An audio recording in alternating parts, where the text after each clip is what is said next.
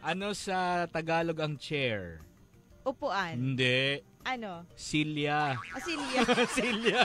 Ang lalim pala. Hindi ba Tagalog? Hindi ba ano yung silya? Tawag dito. Ano ba hindi pala silya. Ay, alam ko na rin, Paps. Ano? Oo, sa lumpuwet. Sa lumpuwet. Ang upuan ay sa lumpuwet. Oh. Parang ang pangit, no? Kapag nasa halimbawa nagbabayad ka ng paleko, pwede mo paabot ng sa lumpuwet. Sa lumpuwet. Oh. Ano sa Tagalog ang panty?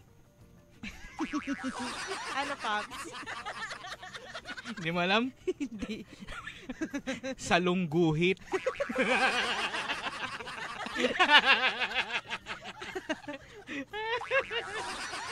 Ano sa Tagalog ang wheelchair? Ano, Paps? Hindi mo alam? Hindi rin. Salumpo.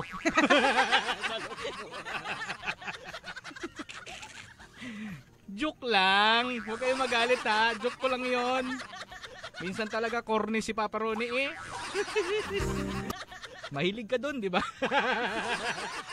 Ano naman ang tawag mo sa, ano naman ang ano mo? Ano naman ang Tagalog ng ano? Brief.